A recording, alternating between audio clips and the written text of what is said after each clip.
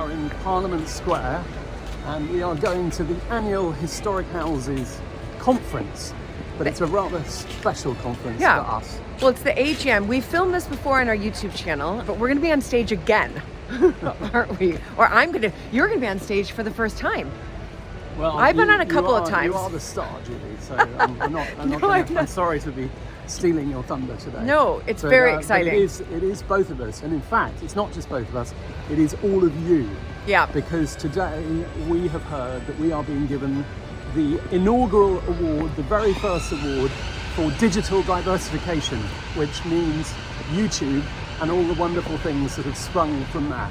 Like Grand Historic Tours, the Alberta Research Project. All the fundraising opportunities that we've had, all the people that come to Mapperton because of YouTube, all of these things combine together to mean that we are doing something completely innovative in the historic houses sector. We are being rewarded for that, which is absolutely fabulous. So stay with us. We're going to film as much as we can, but we also just want to say, before we switch off and head inside, a huge thank you to all of you who have been watching our YouTube channel over the past 5 years now. And for our, over 700 patrons, this award is for all of you, and we're just so thrilled.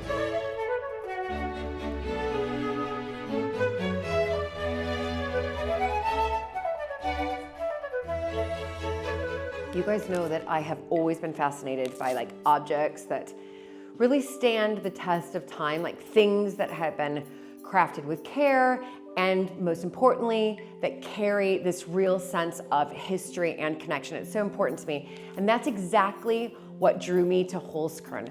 Listen up, you guys, because Holzkern is this amazing family business founded in Austria, a country, as we all know, known for its alpine peaks, its meticulous designs, and of course, its love of craftsmanship. And what's really fascinating is that Holzkern means wood core in German. So a nod to nature's strength at the heart of every one of their creation of their timeless watches and their incredible jewelry. And their logo even resembles a fingerprint. So a reminder that each piece, like us, is utterly unique. Holzkern designs timeless watches and jewelry, as I mentioned, but for both men and women. They use natural materials like wood, marble, stone, because every single element comes from nature. And guess what, you guys? No two pieces are alike. Each is produced in small quantities, ensuring both exceptional quality and responsible ethical craftsmanship. Every product comes with a 2-year guarantee, and this is amazing, you guys. It ships free worldwide from Vienna. And even if you're in the US, Holzkern has already handled those custom fees for you. So your order arrives in 5 to 9 days, effortlessly, just as it should be. I wear my Holzkern watch and jewelry as a quiet reminder of time's rhythm. It makes such a meaningful gift, whether for you or for your loved one. And you guys, right now, Holzkern is having their biggest sale of the year, up to 30% off from November 17th until December 1st. And it's the perfect moment to bring a little timeless history. So click the link in the description or the pinned comment to shop and save. And before time runs out, honestly, I will be gifting Holzkern to everyone on my list. And as it's a sunny day, I'm heading out in my Holzkern sunglasses as well. So our final award this afternoon is the Diversification Award, sponsored by Savills, and I'd like to welcome Rupert Clark from Savills to the stage. So this award recognises the innovative and entrepreneurial spirit of member places and their owners, who seek to add value to their existing core business through new commercial opportunities. Our fantastic panel of judges looked at not just the bigger projects, but also those which build on, support and stay true to the heritage at the heart of the organisation. And I am delighted to announce that the 2025 Diversification Award has been won by Mapperton House and Countess.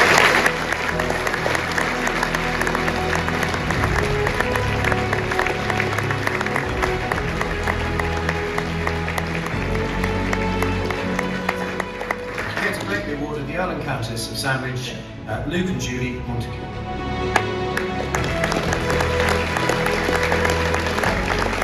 This, of course, was our Oscars moment, though frustratingly we weren't allowed to make a speech. They did, however, make a short film about the award.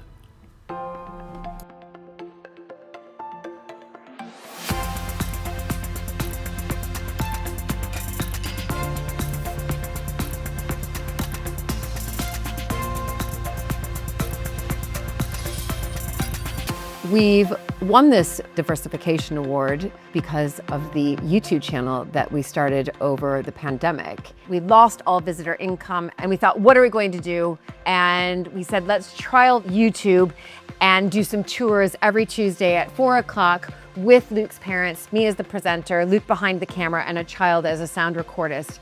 And that then started to balloon into what we have today. We now produce videos every Saturday on the challenges and also the successes of living in a historic house. Very quickly, it became self-financing because the channel Mapperton Live grew and grew and grew on YouTube, largely thanks to you and our He's star. It's largely thanks to you and our American audience. And we also have a wonderful team here now, an in-house filmmaker, Chris, and we have the wonderful Shelley as well. So I think what's really important now for us when we think about our digital diversification is that we have our traditional visitors, but we now also have our virtual visitors.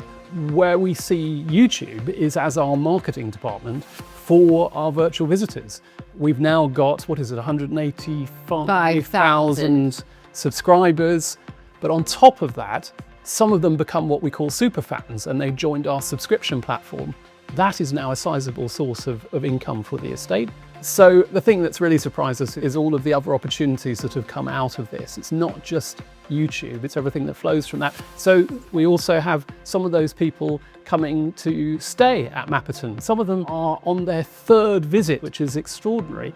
It's also meant that we've got more visitors. So around about 10% of our visitors come here now because of YouTube. And if Julie and I are walking around, they'll come and grab us. Every day. And we'll say hi. And we've also been setting up other channels. So we've now got a Rewilding Mapperton channel. We run a parallel venture with our wonderful producer, Victoria, that films other people in their houses and estates. That's obviously presented wonderfully by Julie. And then on top of that, we're able to fundraise for specific projects. And you've really led with that, Julie, and it's been an absolutely marvelous thing. Our youngest son suggested the platform called Buy Me a Coffee, and it's been hugely successful. We have a core 800 people who contribute to one restoration project or another, and it's all come from YouTube. They just are really, really excited that they are making a dent in that tapestry project, or in particular, the Alberta Research Project. Luke's great-grandmother came over during that Gilded Age period. 30 women who found me through YouTube have been transcribing her letters. And then of course, Luke came up with the very genius idea of creating this Alberta Research Project AI. And she pulls her answers from her letters. And it's extraordinary because we can now have conversations with this AI. And it is a little bit like talking to my great-grandmother. We are delighted to have won the Historic Houses Diversification Award. I think we had a bit of a shriek, didn't we? We did. It's the first of its kind, and so it's fabulous. We're really pleased. Yeah, very, very pleased.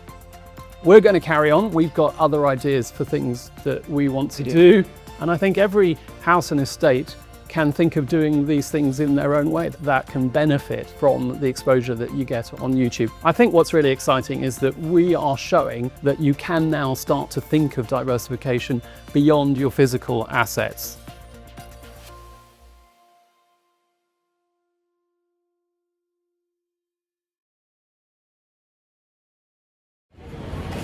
We won.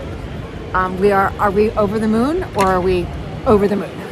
We have got the most fantastic sustainable award for our Mapperton diversification, which of course means YouTube, it means all of you, and it means we're absolutely delighted, and we are going to go off and celebrate with some friends this evening. We're standing outside the QE2 centre. There you go, QE2, and if we pan around you can see where we are. There is Westminster and Westminster Abbey. And you can tell it's been an all-day event because it's dark. It is now dark, and we had our moment on stage. We did. Which we really enjoyed, actually. I wasn't wearing a tie, though. That's okay. I think that's okay. Yeah. It's fine. I thought we looked really smart. We look very good. Yeah. Anyway, we just want to say a huge thank you. We're going out to dinner, as Luke mentioned, with friends, but we're going to toast to all of you. Thank you from the bottom of our hearts. This was, something that we started 5 years ago during the pandemic when we lost all visitor income, and who knew that 5 years on we would have this. We would have this. So thank you. Thank you all. Thank you.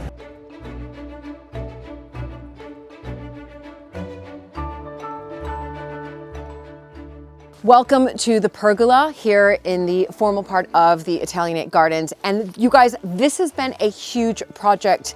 Well, it is a huge project, but it's been a project that's been on the list of many projects here at Mapperton for like 100 years. These columns over time, since think 1968, have gone way worse than the Leaning Tower of Pisa. We're talking, what, 10 degrees? Yeah, more than that. I mean, like I say, the first one we've moved, he's moved 11 inches upright towards Chris.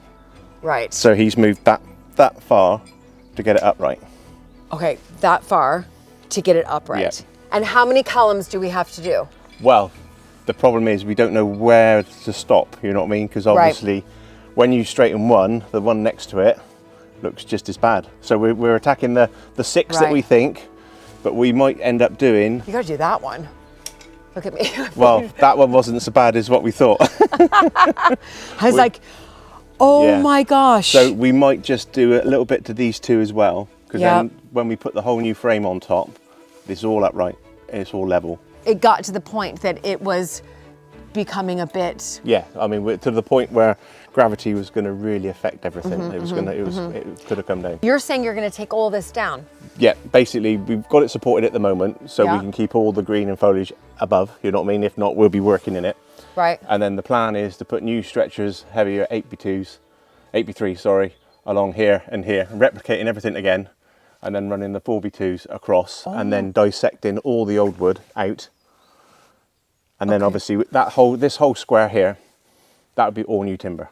Oh my gosh. Okay, this is going to be a huge project. Listen, you guys know that I'm very handy and hands-on, and I would love to help with this project, but this is, I think, a bit over my pay grade. It's like you say, it's one of those things, we don't know, we know what we're trying to achieve, you know what I mean? But working with like me and Raymond, and we've got another pair of hands if we need to put the timbers up, because obviously they're going to be heavy, and what we can't do is rest anything on these. No. Everything's got to go above and line down, sort of thing. So it's because obviously until this is all kind of braced back together, there's nothing much holding it. Oh my gosh, holding it down. I mean, it's not going to fall down because obviously we've dug around that one, and now he's got a wider footprint. So in theory now, you can see that, it's less likely to tip in the future. I mean, was the footprint quite small? I mean, it was literally the same size as that column there, the square. Oh my gosh. Okay, so you've given it a bigger footprint. Yeah. So you've straightened it. Yeah. Put what material is that's going in? That's concrete. It's concrete. Yeah. Basically, we've used a fine mix, which is like ball bearings, and we've undermined the side that we've pulled it back onto. Right. So it's all slid underneath.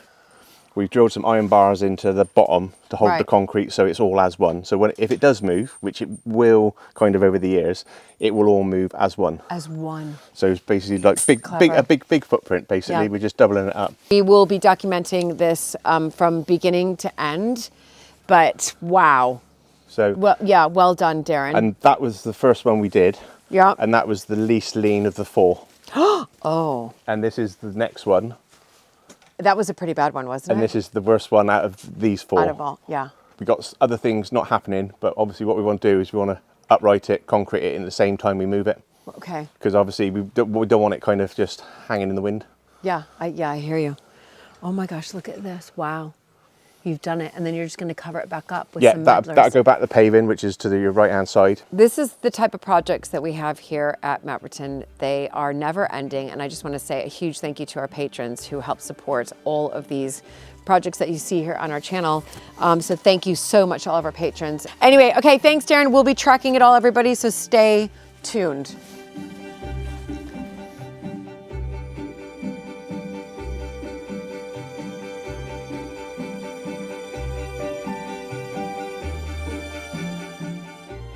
We are back here at Holeacre, which of course is the wood that held Woody and Twiggy, our errant beavers. And I'm back here with a great friend of Mapperton, Derek Gow, who many of you will know from other episodes. Derek has helped us over many years now with various aspects of our rewilding project. We are just in the process of getting permission once again to bring a new pair of beavers back into this enclosure after the unlucky escape of Woody and Twiggy. But before we're allowed to do that, Derek, as our ecologist, needs to make sure that we've done all the things necessary to try and stop that happening again. What are you going to be looking for, Derek? So we're going to be looking at just the fences. See, the fences are all still secure. Yeah. There aren't any breaches on them. The deer haven't brought any bits down. And then particularly we're going to be looking at the outflow, because that's where the water comes down. Yeah. You know, with some power behind it. And that's where it blew out last time. That is where it blew out last time. Because the problem we've got here is that this beaver enclosure is in a V-shaped valley, and so when there is a storm event, the water rushes down with great ferocity and has caused the problems. But anyway, let's go and have a look at the things we've done and see what Derek thinks, and fingers crossed, everybody, that we get the thumbs up.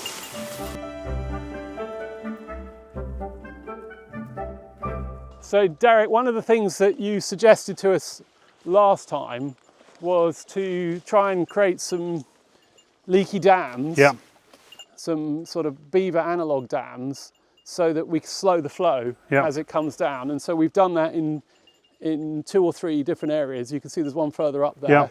There's tree trunks that we've cut to cross the river, and then here we've really sort of built it up a bit. And now we've got this sluice, which gives us an ability to try and control the flow into there. So were these in when you had the beavers in first? No. And how long have these been in?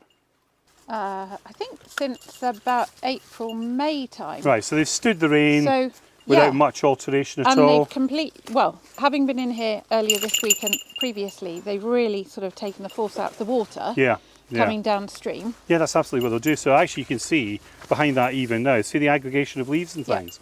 So there's your fresh stuff just backing up on it. And I have to say, the other thing that was smart in your design, whether it was intentional or not, I'm sure it was intentional, Luke, because you're a bright bunch of people here, is that see how you've done your 45-degree angle in it? Yeah. So once your leaves completely. build up on there, that was your thinking, was it? Yeah. No, it wasn't mine. Well, anyway, the point is that however it's been done, it's a good idea, because that soft stuff like putty fills that stuff, water comes up and it goes over as a wave. Right. So if you put it in like that and weave the stuff through, which many people do, it hits it and it's like a wall like that, and eventually the water will just burst it straight through. Whereas that, you know, that should last a lot longer. And the point of that is that what you're also doing is giving the beavers anchors. So they should, when they come again, I mean, there's a lot of just looking through here. Some more fresh deadwood, because it happened to be directly underneath the fallen branch as well. Yeah. We've got an example right here, haven't we, of a beech that the beavers have ring barked. The tree is dying. The branch has come off, and it's going to go into the stream at some point and do exactly what we're talking about, naturally, as a result of what the beavers have done.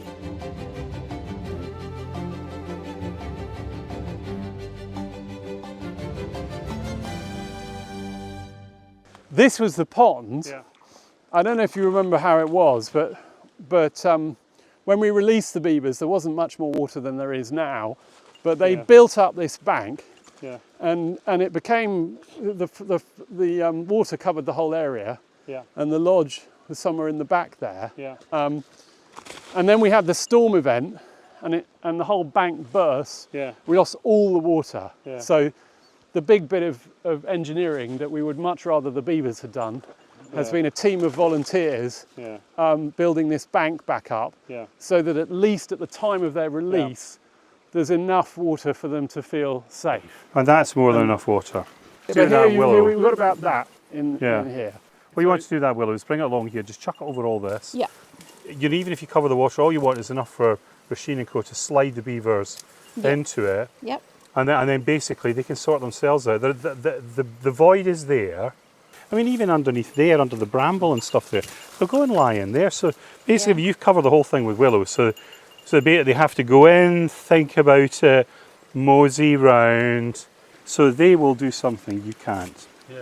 That's just it. I mean, these sorts of leaks, I mean, really difficult to do anything about. But the beavers will sort it. Well, Hopefully. exactly. So some of this, obviously, you can see the water actually flowing just in here. Yeah. It's just getting in and under. We've put it in sandbag after sandbag. The Hessian has come away, so the Disintegrated. sand is now coming away. This is not going to last. But anyway, Derek, the good news is that from your point of view, what we've done here has been a success. It's provided enough water to give the beavers cover. They're going to be secure when they get in here. So how many of those things did you put up there? How many woody debris dams have you put up there?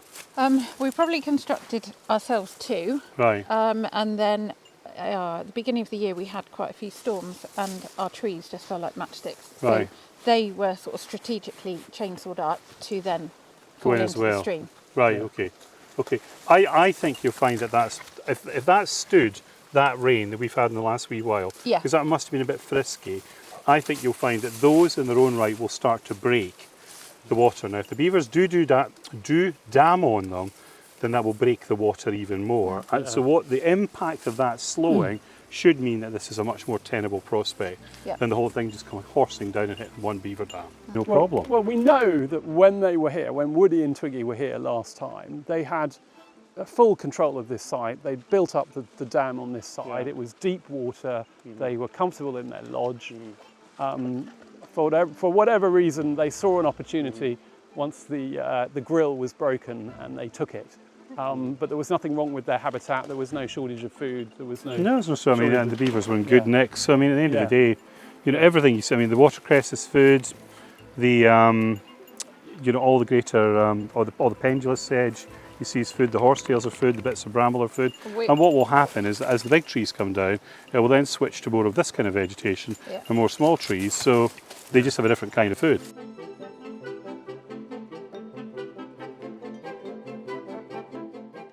Well, we have been down to the grill. We think everything is looking pretty shipshape for the return of the beavers. There's one or two little tweaks that we're going to make, particularly sort of tying down some of the fencing at the bottom with some tougher bits of material. But once we've done that, Derek, and we sent you a couple of photos, I think that's we're it. good, Fine. We're good to go. Literally just secured some bits of wire at the bottom, just to make sure they don't give when the water pressure comes down. But the dams at the top clearly are holding a lot of the debris that was hitting the grill before, so that looks as if it's going to be a pretty sound option. Yeah. So we think this time they might last, you know, a couple of years. Unless they sprout wings, it's going to be a huge success. Claire, how are you feeling? I'm delighted that we got water. And the dams are doing their job. That's really good. Hooray, we are good to go. For the New beavers return. coming. Woody and Twiggy, or their replacements, will be here soon.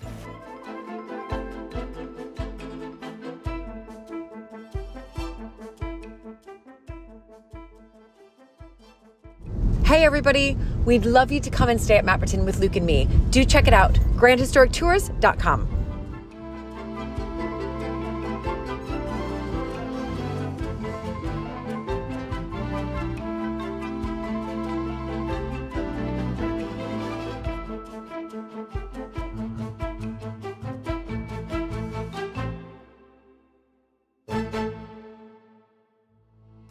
Huge thank you again to Holskern for being a sponsor on the channel. Click my link, www.holskern.com/Mapperton, to save up to 30% site-wide in their biggest sale of the year, limited time only. So be sure to check out all of their catalog for both yourself or a gift for a loved one.